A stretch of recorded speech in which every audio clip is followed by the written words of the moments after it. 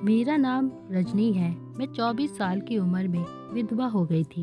मेरे पति की हार्ट अटैक पड़ने से मौत हो गई थी। मेरे ससुराल में भी मेरे देवर के अलावा और कोई भी नहीं था। मैं देखने में बहुत खूबसूरत थी। एक दिन मैं अपने किचन में खड़ी हुई खाना बना रही थी। तभी मुझे ऐसा लगा जैसे मुझे कोई देख रहा है। मैं इस उलझन का काफ़ी दिनों से शिकार हो रही थी कि जैसे ही मैं किचन में जाती थी मुझे कुछ ऐसा लगता था जैसे किसी की अजीब सी नज़रें मुझे देख रही हैं। मैं चारों तरफ नज़र घुमा घुमा कर देखती थी, लेकिन मुझे किचन में कोई भी नज़र नहीं आता था। यहाँ तक कि मैं अपनी पूरी छत पर देखती थी कि कोई नज़र तो मुझे आ जाए, मगर कोई नज़र नहीं आता था। मेरा किचन छत पर ही बना हुआ था और घर के बैक साइड की तरफ कोई एक बड़ी सी खिड़की भी लगी हुई थी, जिसे मैं हमेशा ही बंद रखती थी। लेकिन फिर भी मुझे ऐसा लगता था जैसे चारों तरफ से दीवारों पर किसी की आंखें गड़ी हुई हैं, जो कि मुझे देख रही हैं। मैं इस टाइप की औरत थी जिसे टेंशन ज़्यादा रहती थी और बस हर टाइम मैं वहम का शिकार रहती थी। लेकिन पूरे किचन को अच्छी तरह से देख चुकी थी। मुझे कहीं पर भी कुछ नज़र नहीं आ रहा था। बस ऐसे ही खाना बनाकर मैं सोच में रहती थी। मुझे कभी कभी तो ऐसा लगता था जैसे मैं किसी दिमागी बीमारी का शिकार होती जा रही हूँ। उस दिन भी मैंने बहुत जल्दी से दोपहर का खाना बना लिया था और फटाफट से किचन के बाहर आ गई थी। कुछ दिन पहले से ही मेरे साथ यह सब कुछ हो रहा था, जो कि मुझे सदमे में डाल रहा था।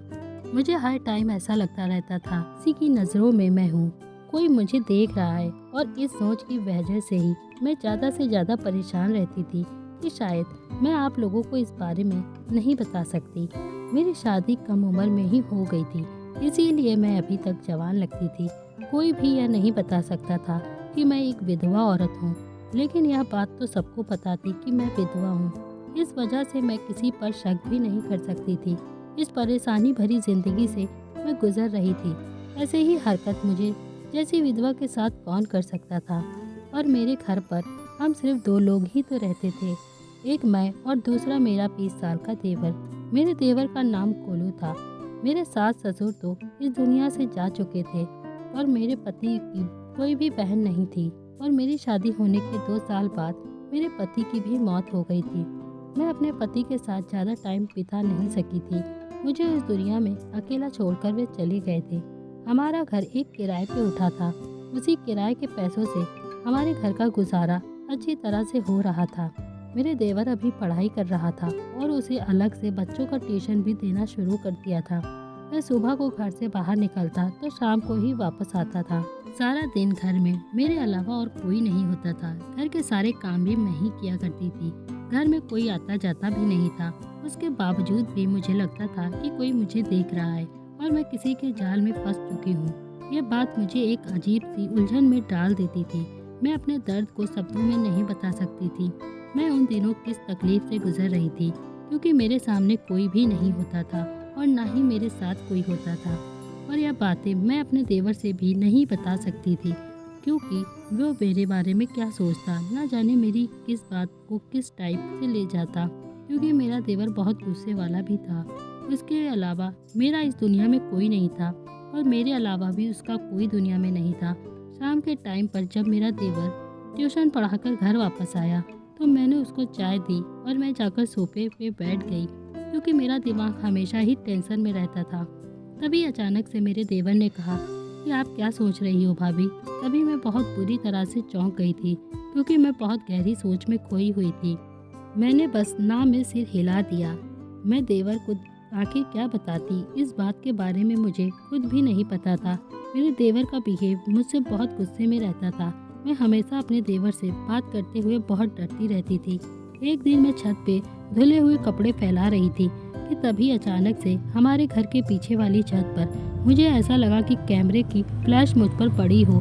मैंने बड़ी हैरानी से पलट कर देखा तो मुझे किसी की परछाई नजर आई थी, लेकिन परछाई से हम किसी के होने या न होने का अंदाज़ा नहीं लगा सकते थे और न ही पहचान कर सकते थे। वहाँ पर कोई खड़ा था और मुझे देख रहा था। जैसे ही मेरी नज़र पड़ी ऐसा लगा कोई वहाँ से एकदम से पीछे हट गया। मैंने बड़े गौर से देखने की कोशिश की, लेकिन कोई नज़र नहीं आया था। कुछ देर पहले वहाँ पर कोई खड़ा हुआ मुझे ही देख रहा था कि शायद किसी ने अपने फ़ोन में मेरी फ़ोटो क्लिक की हो। मैं फ़ौरन ही नीचे आ गई और कमरे में आकर लेट गई।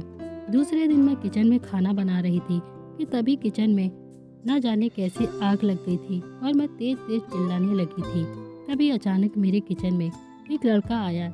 उसने मुझे अपनी गोद में उठाकर बाहर निकाला और मुझे नीचे ले गया, कमरे में बैठाया और मुझे पानी देने लगा। तभी अचानक मेरा देवर आ गया। उस लड़के को कॉलर पकड़कर पूछने लगा कि तुम्हारी हिम्मत कैसे हुई घर के अंदर आने की। मैंने देवर से कहा, देवर, इसका कॉलर छोड़ो, इस लड़के ने तो मेरी जान बचाई है, किचन में आग लग गई थी।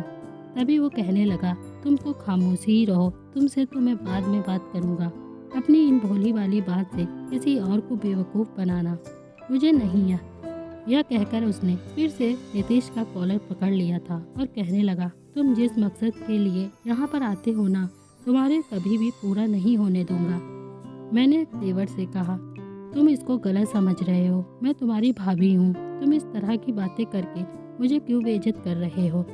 उसको छुड़वाया बड़ी मुश्किल से। वे कहने लगा कि मैं तो इंसानियत के नाते यहाँ पर आया था। इसके बाद मैं अपने कमरे में आ गई। मेरी हालत ख़राब थी, इसीलिए देवर एक नौकरानी ले आया घर के काम करने के लिए। वे नौकरानी घर के सारे काम किया करती थी, मैं बस अपने कमरे में लेट के आराम करती थी। 2 दिन से किचन के काम भी वही नौकरानी किया करती थी। फिर अगले दिन रात को मेरे मोबाइल पर एक मैसेज पढ़कर मेरे होश उड़ गए थे। इस मैसेज पर लिखा हुआ था कि किचन में आओ, मुझे तुम्हें देखना है। यह सुनकर तो मेरे होश उड़ गए थे। अब तक तो मैं यही समझ रही थी कि शायद यह मेरा एक वहम है कि कोई किचन में मुझे देखता है, लेकिन यह मेरा वहम नहीं था। ना जाने वह कौन था जो मेरे पीछे पड़ा हुआ था। मेरा दिल जोर जोर से धड़कने लगा था। मैंने अपना मोबाइल साइलेंट कर दिया और सोने की कोशिश करने लगी थी, लेकिन फिर भी मुझे सारी रात नींद नहीं आई थी। एक दिन मैंने नौकरानी से कहा कि आज रात तुम मेरे साथ ही मेरे कमरे में ही रुक जाओ, सारी रात मेरा ख्याल रखो, क्योंकि मैं बीमार हूँ और मेरा ख्याल रखने वाला कोई भी नहीं है, तो तुम आज मेरे साथ ही रहो। वह मेरी बात सुनकर मान गई थी। मैंने नौकरानी को कमरे में छुपा लिया था। मैं नहीं चाहती थी कि नौकरानी के रूप के बारे में देवर को कुछ पता चले और मैं कमरे में छुप गई, क्योंकि कभी कभी मुझे ऐसा लगता था जैसे कोई मेरे कमरे की खिड़की से भी मुझे देखता था और किचन में भी कोई कैमरा लगा हुआ हो या नहीं, बल्कि कोई भी मुझे छुपकर किचन में देखता था। आज मुझे इस राज से पर्दा हटाना ही था। मैं जानना चाहती थी फिर वह कौन है जो मुझे छुप छुप कर देखता है। मैंने अपनी साड़ी नौकरानी को पहनाने के लिए कहा और उसके सर पर घूंघट डाल दिया था, क्योंकि मैं सफ़ेद साड़ी पहना करती थी। मैंने अपनी सफ़ेद साड़ी नौकरानी को पहना दिया और उससे कहा कि तुम जाओ, किचन में चली जाओ। मैं पर्दे के पीछे छुप गई थी। घर में देवर भी सो रहा था। थोड़ी देर के बाद 2 बजे का टाइम था। तभी अचानक हमारे किचन में बनी हुई खिड़की किसी ने खोली। खिड़की का दरवाज़ा बड़े धीरे से खोला था। मैं सब कुछ देख रही थी। मैं फौरन ही पर्दे से बाहर निकली और मैंने उस इंसान का हाथ पकड़ लिया, उसे किचन के अंदर खींच लिया और मैं जोर जोर से शोर मचाने लगी। अंधेरे में मुझे नज़र तो नहीं आ रहा था कि कौन है। उसका चेहरा ठीक से मैं नहीं देख पाई थी, क्योंकि उसने अपने चेहरे को चादर से ढका हुआ था, मगर वह मुझसे अपने आप को छुड़वा रहा था। तभी गोलू भी आ गया और लाइट ऑन कर दी, लेकिन लाइट ऑन होते ही सामने जो इंसान खड़ा हुआ था उसे देखकर मेरे पैरों तले से ज़मीन निकल गई थी, क्योंकि वह इंसान कोई और नहीं था बल्कि मेरा पहला मंगेतर था, जिससे मेरी शादी पहले फिक्स हुई थी। मेरी शादी से पहले उसे तय हो गई थी, लेकिन वह मुझसे शादी करने से पहले ही किसी दूसरी लड़की के चक्कर में फंस गया था और उसने अपनी मर्जी के मुताबिक उस लड़की से शादी कर ली थी। मेरे घर वालों ने भी उस लड़के के साथ मेरा रिश्ता ख़त्म करके मेरी शादी गोलू के भैया के साथ करवा दी थी। इस लड़के को यहाँ पर देखकर मुझे बहुत बड़ी हैरानी हो रही थी।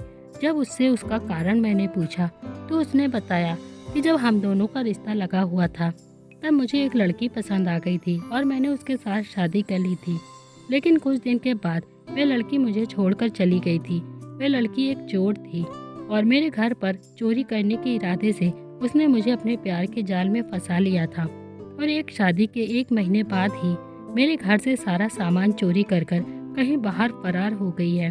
उसके बाद मैंने कभी दूसरी शादी नहीं की, लेकिन जब उसने मुझे अपने घर के बराबर वाले घर में देखा तो उसे इस बारे में पता चल गया कि मेरे पति की भी मौत हो गई है।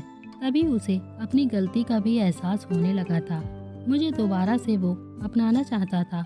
वो लड़का नीतीश का बड़ा भाई था और उसने उस दिन आग से बचाने के लिए अपने भाई नीतीश को हमारी छत पर भेजा था।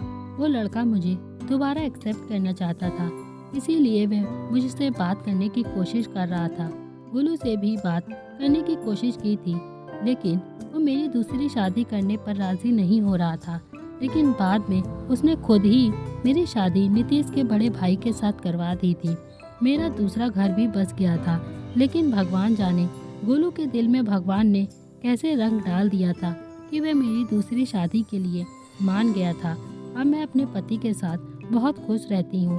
तो दोस्तों, कभी भी किसी के साथ गलत करने के लिए ना सोचें।